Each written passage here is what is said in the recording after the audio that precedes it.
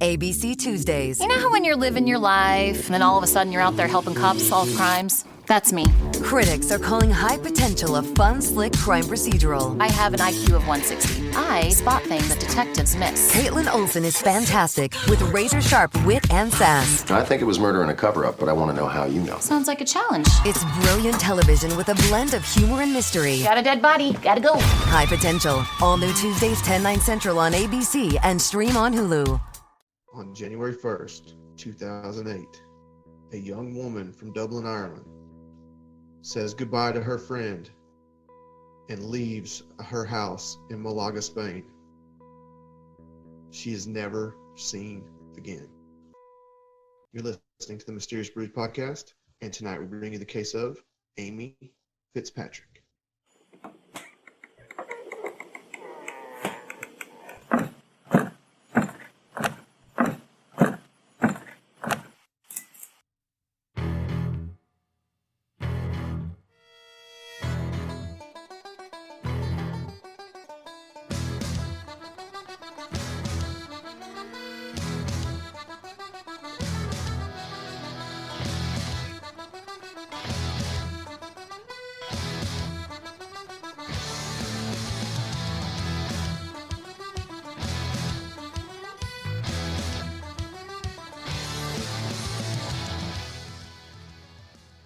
Welcome to a deep, dark, dank, snotty, pollen-filled basement.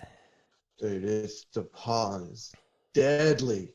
If you are in if you are in the South, welcome to yellow car season. It's gonna last for another month. Ugh.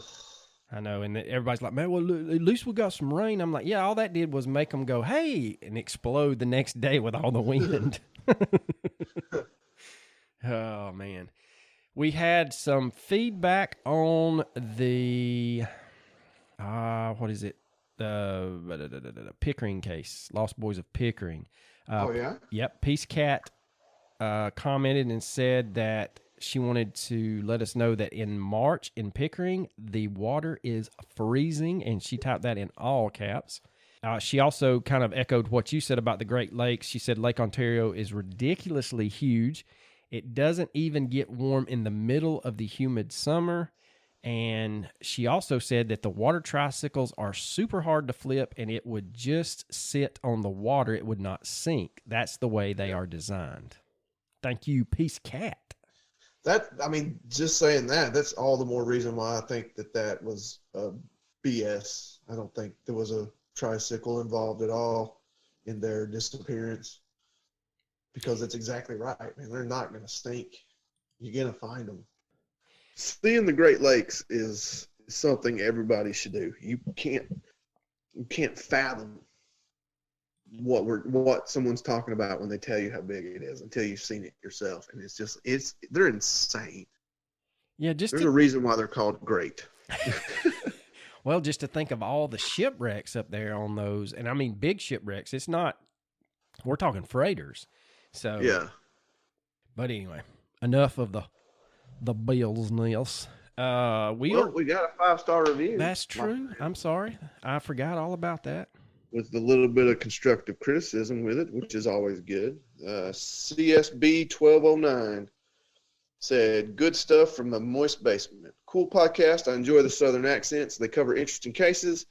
Some of my favorite cases, Missy Bevers, and some I've never heard of and enjoy learning about. I look forward to your new releases every week. Just a side note, not sure if it's just me, but I have to turn my volume way up for your podcast when I don't use my earbuds. Only one I have to do that for. You know, I've noticed that myself. I have to put it on full volume to hear us. See, and Somebody should get their shit together. Somebody should get their shit together and fix that. I don't understand, because it's all like I've been checking levels since we switched over to the new board and stuff like that. But I mean, I don't know, man. This whole thing gripes my butt when it comes to these sound levels. Because what I think is going on is good and I'll monitor it when we first start, and it'll be registering right. Well, then when I go back to edit it, there's sections of it where it's like, man, you're whispering, and I'm like, but I didn't change anything. I'm not touched it. Yeah, that's weird. It is weird. Yeah, I've noticed that our intro's usually louder than the rest of the show. I've noticed that too. I don't know, man. I don't know. We're just two dumbasses. What can you do? Just keep loving us is all I can tell you. We'll keep getting better. We'll at least try. That's right. I will try to troubleshoot and see what I can find out. But let's get after it. We are going to discuss Amy Fitzpatrick. And I meant to put in the intro that her disappearance is not going to be the only tragedy to strike her family. No, it is we will not. have to get into a little later. But yeah, this one's a doozy. And I had not heard of her before you brought it to my attention. And man, I just kept finding stuff. So yeah. But Amy was born on February 7th, 1992 in Dublin, Ireland, to Audrey and Christopher Fitzpatrick, and she had an older brother named Dean. Now, the family was from the Coolock area, which is a small village outside of Dublin. When Amy was 12, her mother and father divorced, and Audrey moved to Mijas Costa in Malaga, Spain. Now, Malaga is a very popular destination for UK and Irish. They said in the article I saw expats, but basically, if you're leaving Ireland and the UK and you're still staying in Europe, a lot of people go to Malaga, Spain.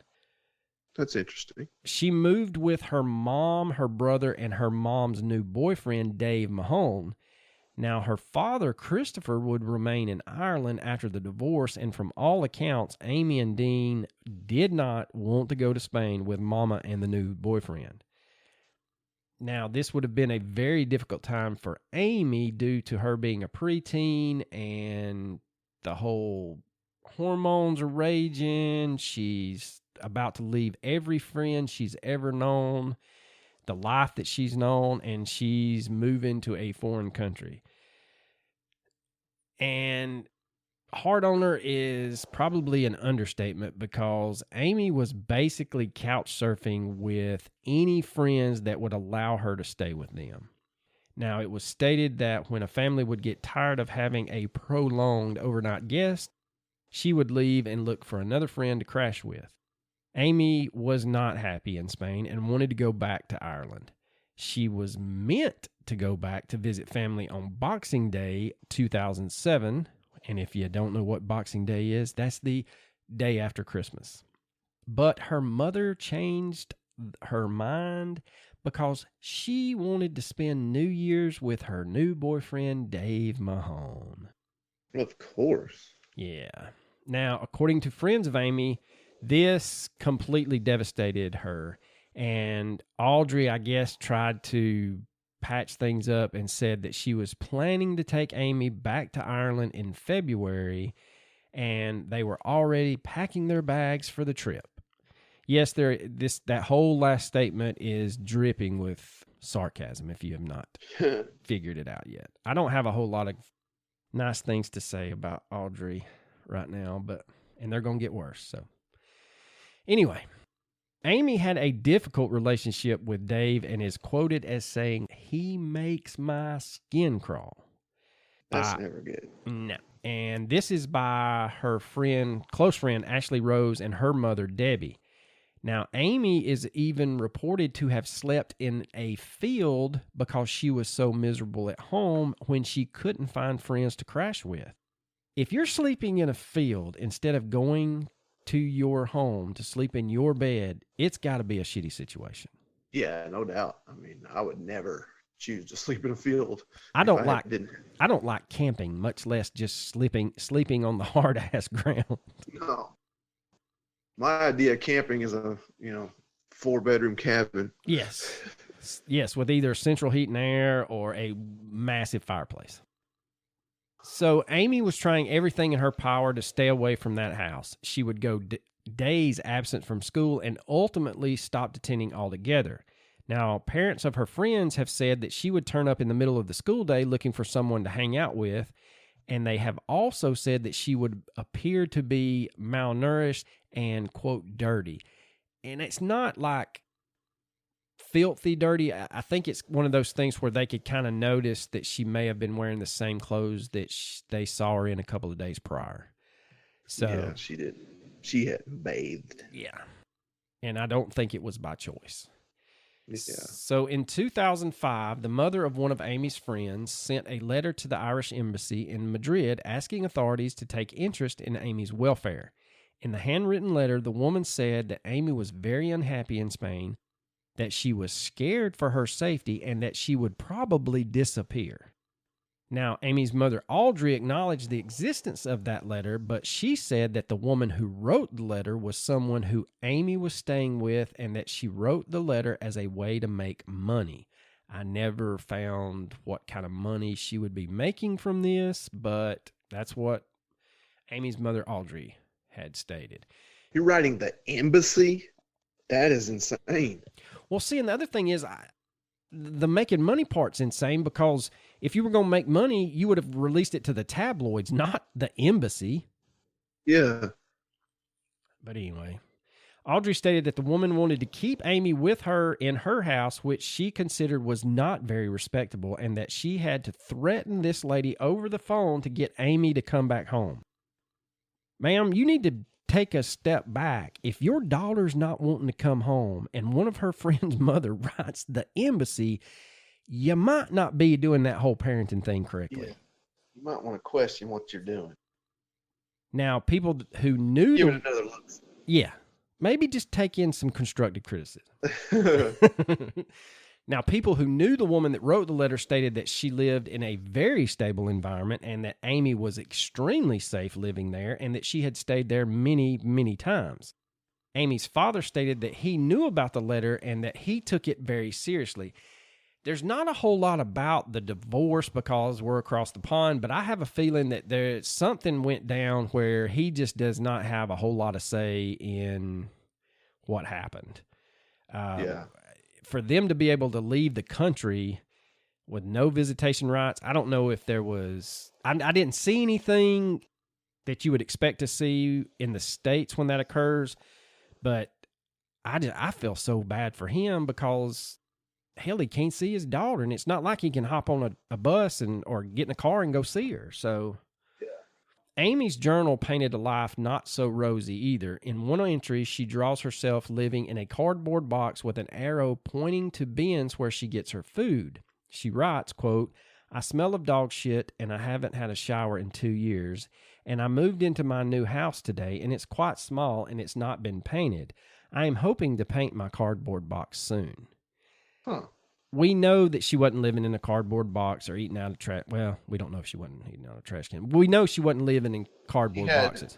She had things available. Right. If she was doing those things, she didn't have to. Right. I think she's, in this journal, I think she's really, it's not a literal sense of the word that she wrote. I think that's how she's trying to relay how she felt about living in Spain. I think you're right. So Amy spent the whole day of New Year's Eve 2007 with her close friend Ashley Rose, and Amy was helping babysit Ashley's little brother at Ashley's home in the Calypso development.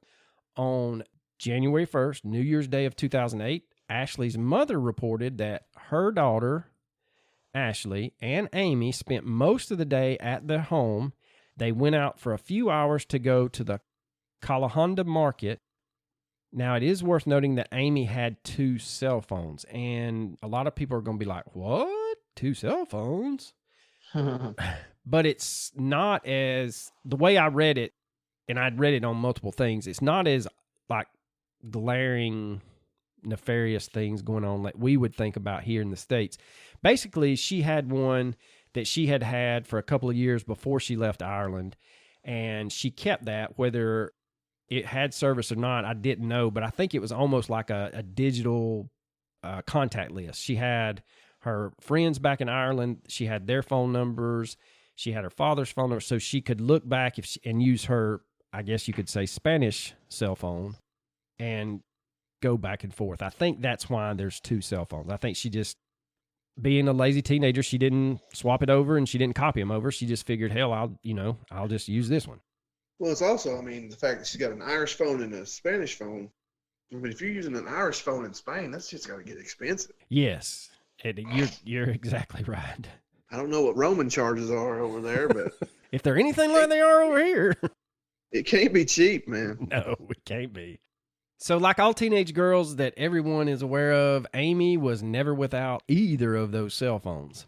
So, around 10 p.m. on New Year's Day of 2008, Amy leaves Ashley's house, and by all accounts, it was a short walk from her friend's house back to her actual home with her mom and the boyfriend and her brother. The definition of a short walk in the U.S. is not the same as a short walk in Europe. Because I'm thinking a short walk's like less than a half a mile, maybe a quarter of a mile across the street. No. It's just because you're lazy. Well, we are lazy Americans. I will admit. I will state that. You're lazy. I ain't lazy. I'm sorry. You're right. You're getting that cardio in, walking back and forth to that store, looking at the chupacabra. No, it was stated in newspapers in Spain that this was a 2-kilometer walk at night. Okay, maybe. No. And it was a trail. It's not a paved sidewalk. It's not well lit. It's a trail through the not wilderness, but it's just not. I mean, it's just not lit. I guess my biggest thing is it is not lit. She is going strictly on detail and maybe a cell phone light. Just because you're scared of the dark doesn't mean she was. Look, I still got my Superman night light, and don't you make fun of it, buddy.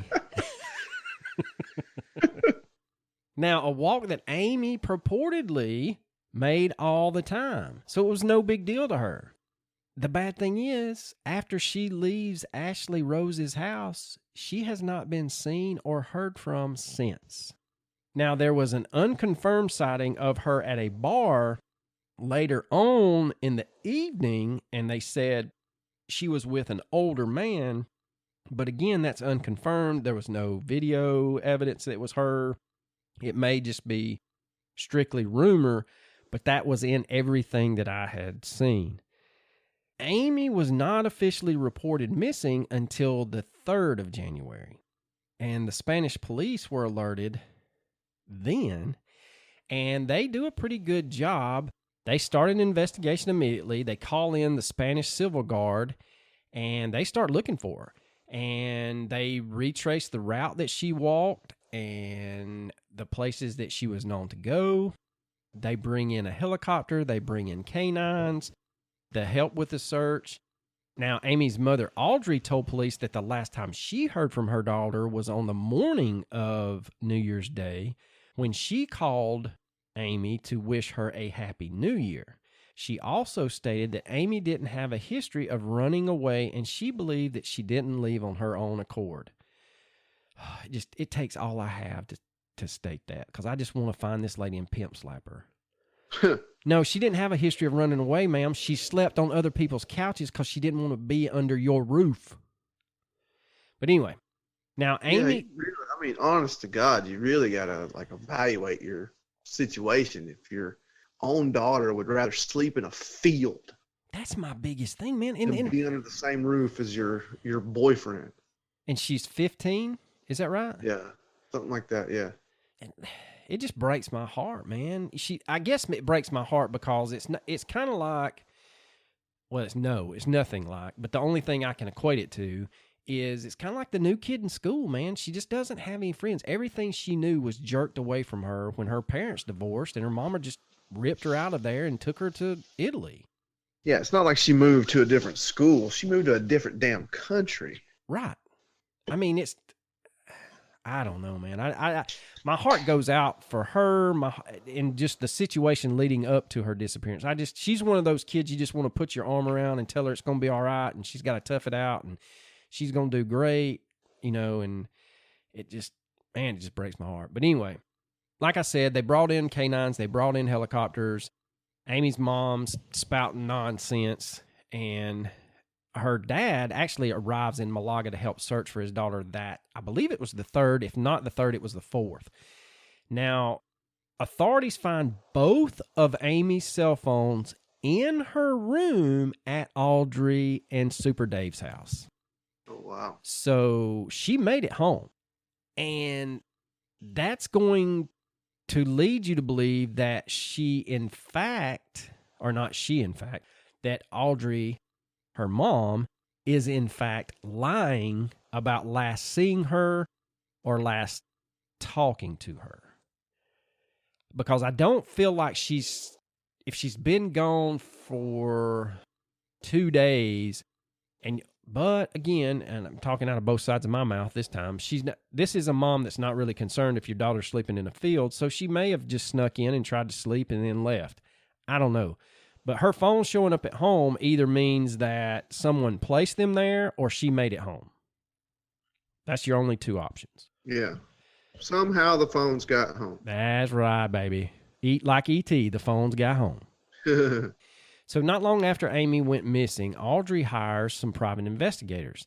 She actually hires the same ones that worked on the Madeleine McCann case. Oh, wow. Yeah. So both the police and the media soon started investigating Amy's life prior to her disappearance, interviewing her friends, interviewing her teachers, any acquaintances, and they discovered that, just like we have described, Amy's life's not very stable. And they also discovered that Amy had actually not been enrolled in any school in Spain since 2006. Wow. And many people that knew her stated that she was extremely unhappy in Mijas Costas and she wanted to return to Ireland, which, from what I can gather, she did not make any bones. She wasn't hiding that fact. No. Now, authorities catch Audrey in a lie when they find out that Amy was staying away from the home for days on end. It was rumored that Amy smoked marijuana and went to nightclubs and bars, but a lot of her friends would come out and state that that was not the case and that Amy was actually a very shy person at first, and she just enjoyed hanging out with friends and basically watching TV, doing what teenage girls do. Now, from what I could find, the bars in Mijas Costas do not really enforce an age requirement for patrons, so I know it's crazy to think 15-year-olds are in bars over here in the States, but in this town, I don't think it's that big a deal, because I also think that has a lot to do with the high population of Irish immigrants, too. So, I mean, it's not a big deal. So, I don't think... You know, she may have tried marijuana, but it didn't come out that she was smoking all the time. So, like, her friends kind of came to her rescue there and tried to defend her. That was pretty. I mean, that's awesome. Yeah, her image. Yeah. Defend her. But I don't know. But anyway, now some of her friends' mothers reported that Amy would often go to their house, like we stated, and ask if they could see, you know, it's almost the way it read was that she would show up to her friends' houses knowing that her friends are in school, but she would ask for them.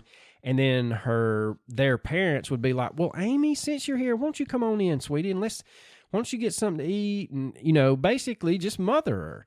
And I think she was, exploiting that's not the word I'm looking at, but I think she used that situation anytime she needed to crash somewhere, the weather was bad, or she was hungry.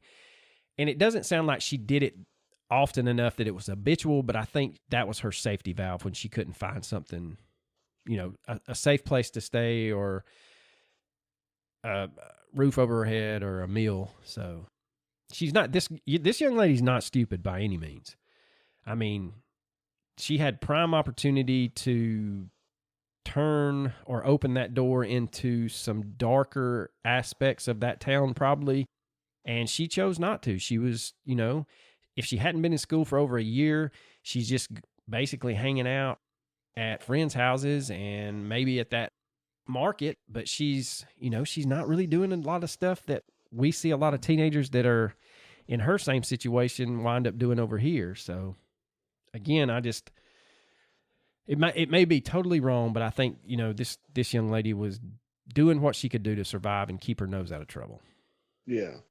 Now, her friend Ashley's mother, Debbie, was one of the last people to see Amy before she went missing and stated that Amy was extremely sad when she showed up at her house because the trip to Ireland had been canceled. Debbie also told the press that despite the images and the stories about Amy that were going around, she was actually, like I stated, a very quiet and shy and lovely girl. Debbie would go on to state that Amy was scared of her mom's boyfriend, Dave. Not just that he made her skin crawl, but she was scared of him.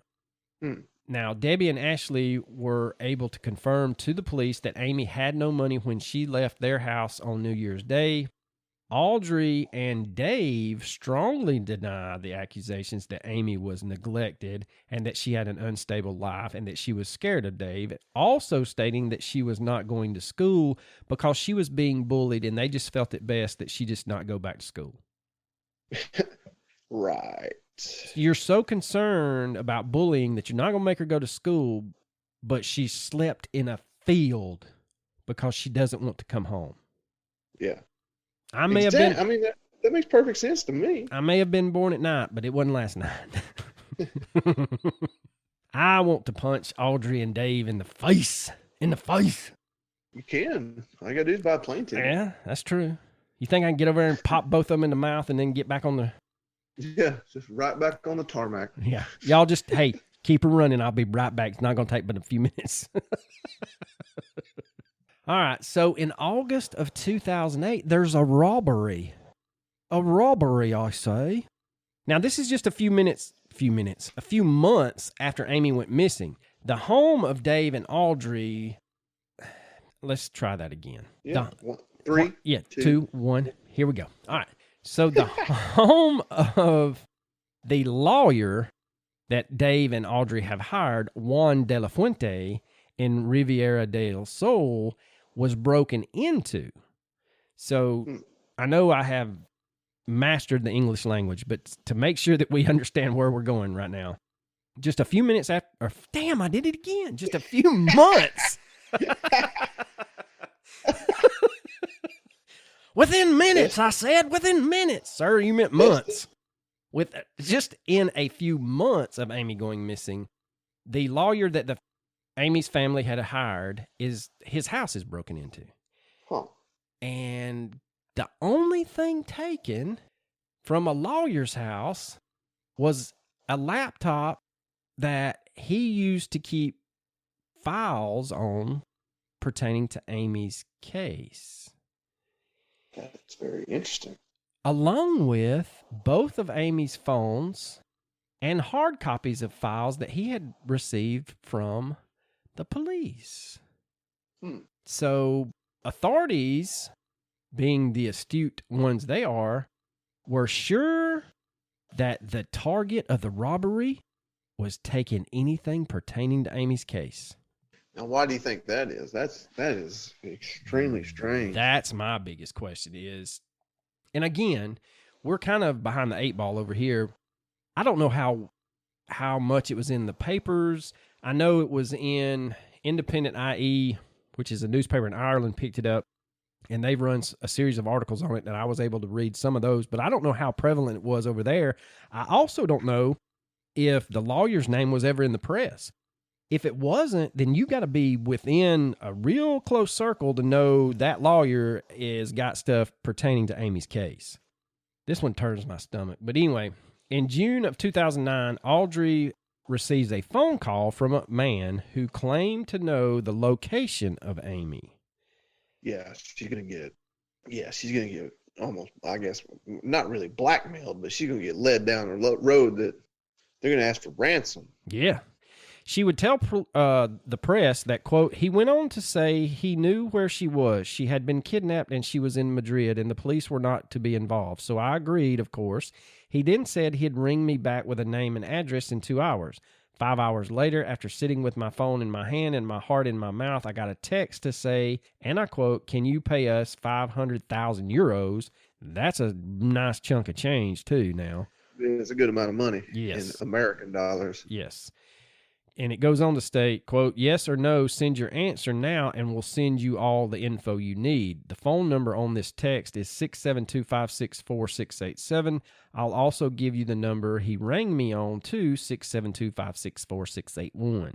Now, Audrey would tell the press and authorities that the caller had an African accent.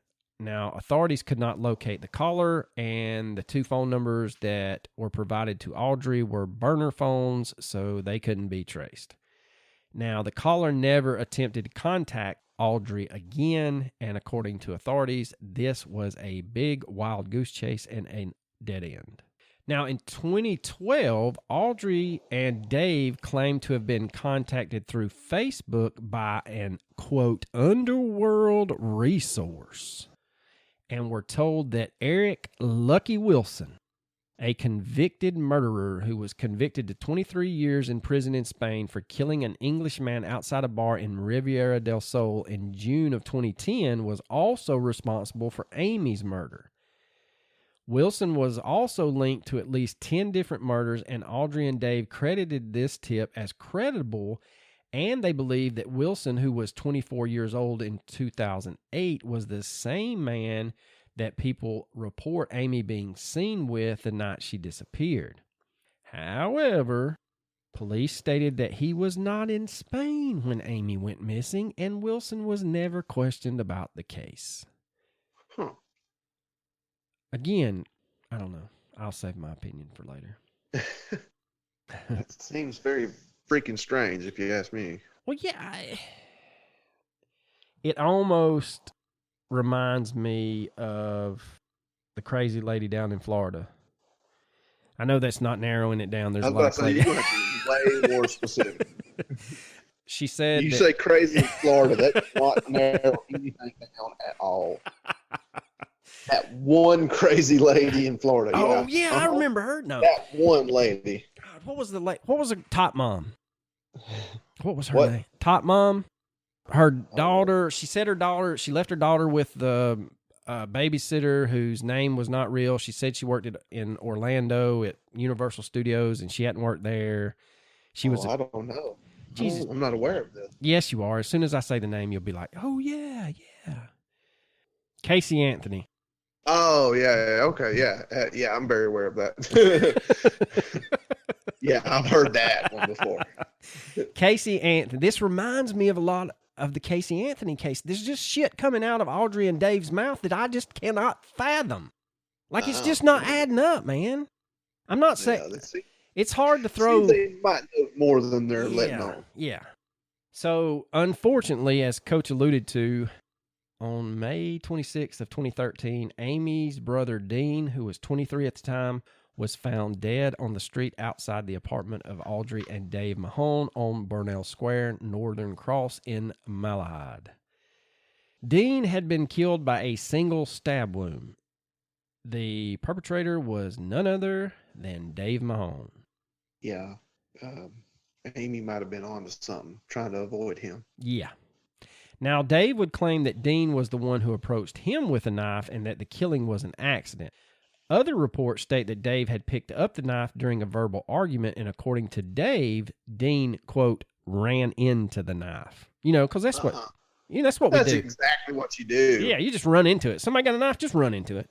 Like, man, don't worry about stabbing me. I'm just going to run right into it. Yeah, right Makes in. Total fucking sense. I'm going to run into it. You're only going to be able to puncture me once, but it's going to be fatal as I run into it.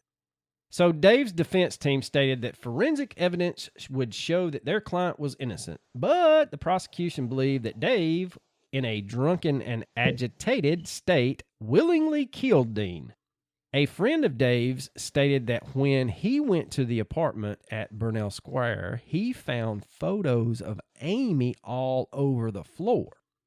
Now, on May 6th of 2016, Super Dave Mahone was found guilty of manslaughter and sentenced to 7 years in prison.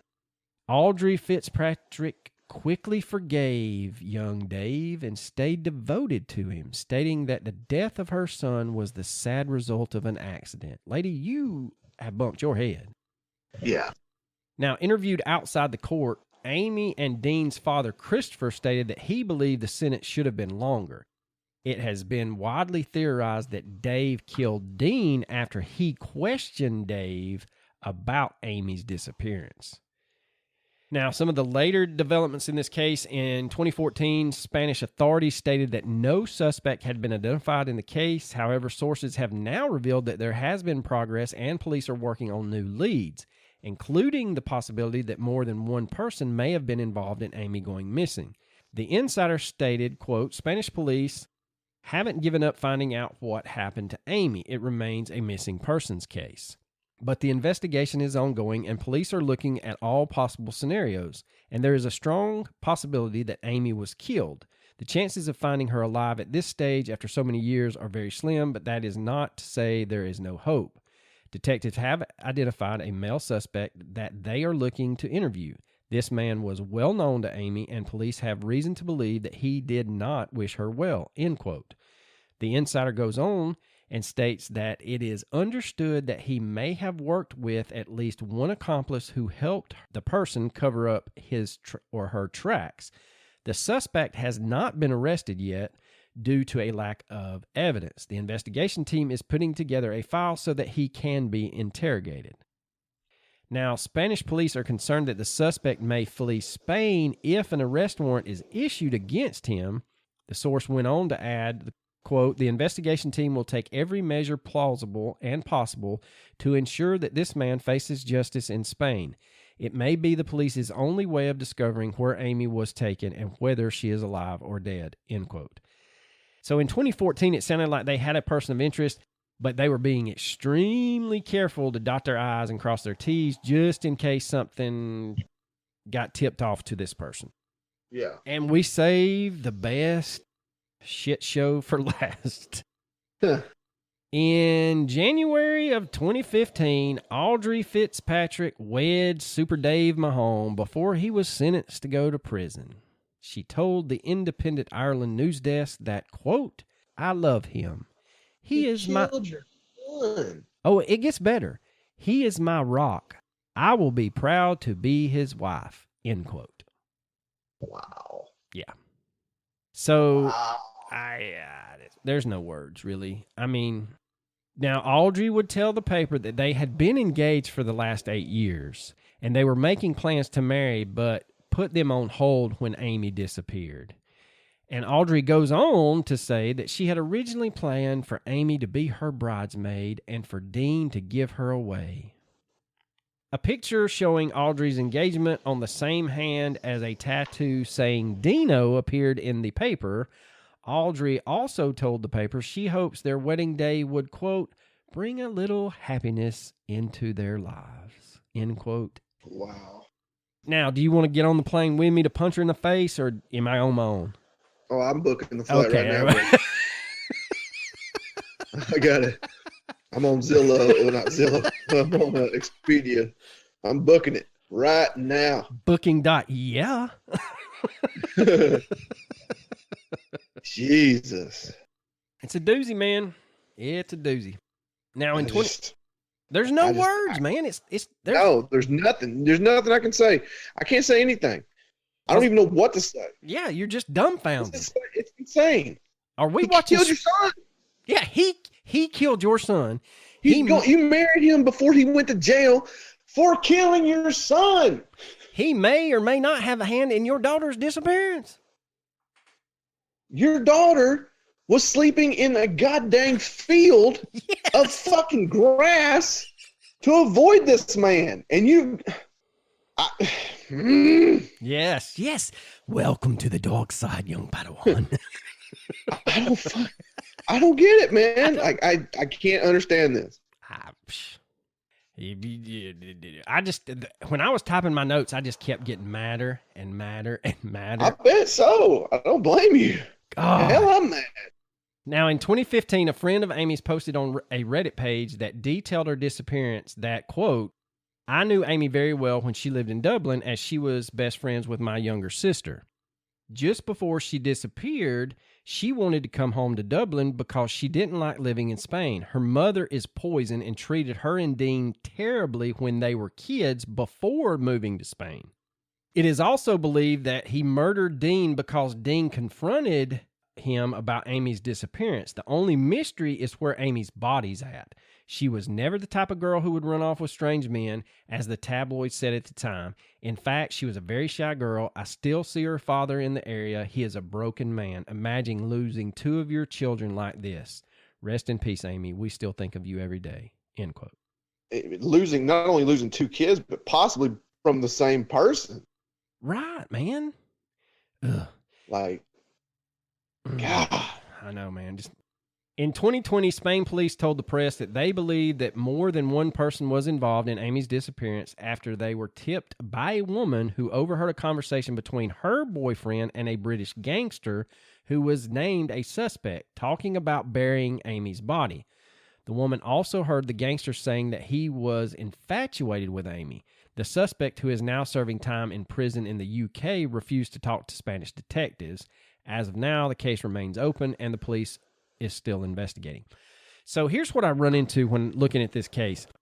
It's like the old way when in the States, like the police are not talking to each other. They won't even like, I know that's the whole extradition bullshit too, but they're not relaying information to each other. No, not at all. And then the other thing is, I didn't know this, but Amy's aunt has led an online petition to get the European Union to change the laws so that there is a cold case unit for the entire European Union. I didn't know this, but there's no cold case units in the European Union, the UK, really? or Spain. Spain just says, look, man, it's just they keep it active and they kind of revisit it if something comes up. But it's not a cold case. So there's nobody, It doesn't go to like cold case detectives to get a fresh eye on. None of that shit's going on. So she's actually got a pretty good chance at getting a lot of people involved in that signature page and maybe possibly getting some laws changed so that there are some cold case. That is crazy. I did not know that. I didn't either. It's just wild. All right, so we'll get into theories. So the main theory out there is that Amy could have been killed due to ongoing abuse. She had finally had enough and was going to reveal it, or her death happened during the abuse, or Dave snapped and killed her possibly during an argument. Who knows? Now, the thing with the abuse is it can go a couple of different ways. It could be that Amy finally had enough of either Dave belittling her mother and stood up to him, he smacks her, or she may have run into a knife. You know how that shit goes on. I mean, I've heard that that's possible. It may have also been physical abuse to Amy's mother. It could have been verbal abuse to Amy. There's that whole thing with abuse is not just centered on Amy. I mean, Amy could have tried to, finally just had enough of it. Now, Dave could have also been abusing Amy in ways that are hard to fathom, and Amy found out that Audrey knew about it and finally confronted her mother and Dave, and that's when Dave snapped. And then, of course, I believe the brother was killed because he popped off at Dave and his mother and probably, told them that he thought that they did it. Yeah, I think Dave's involved. Now, I don't speculate on with no proof, but there's just a lot of circumstantial evidence, dude. There's a whole it lot. Sure does seem like he might be involved in this. There were some reports that Dean was not in a good place when he showed up to the house and he had been self-medicating. That may have been the case, but he didn't deserve to die. He lost his sister, man. He didn't run into a knife. No, he sure as hell didn't run into a knife. That's one thing I'm pretty much sure on. In my experience with knives, running into it is probably the least likely event. Yeah. Now, you're not just going to run into a knife. Dean may also have been killed for much the same reasons as Amy could have been killed. And that is, Dean finds out or witnesses or starts putting two and two together about Dave being manipulative to Audrey and stands up to Dave. They argue. Dave threatens him with a knife. One thing leads to another.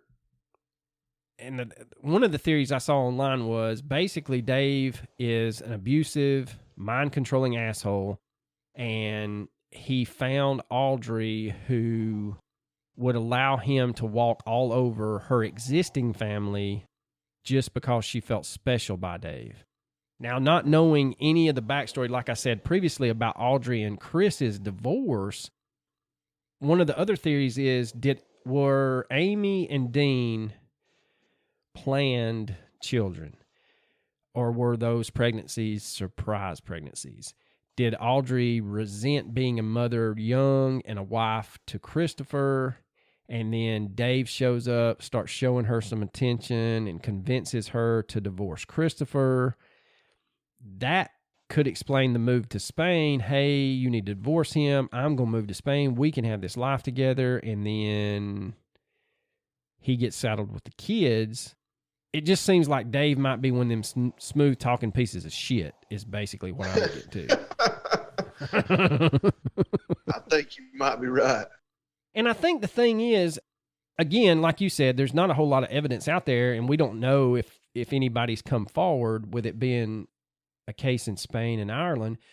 But did Audrey all of a sudden get this attention and Dave's spending money on her and he's taking her to nice places and she thinks that Dave's going to be the savior? The whole thing of Dave being a master manipulator, and then he just becomes a raging, controlling fuckknuckle. So...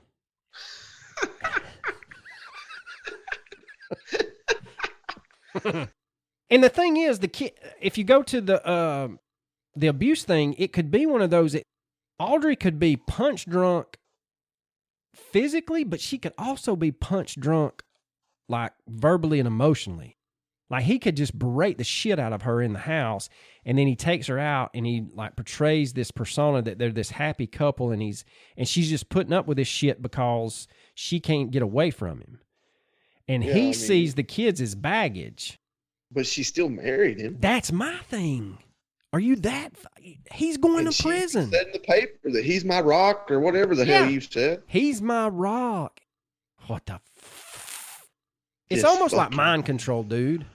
This fucking guy. There you go. This fucking guy. I don't know, man. This will make you want to drink some dark liquor. I can tell you that. And it's not. He must have special. Yeah. But my thing is, this is one of those, like... Hypnotize a lady like that.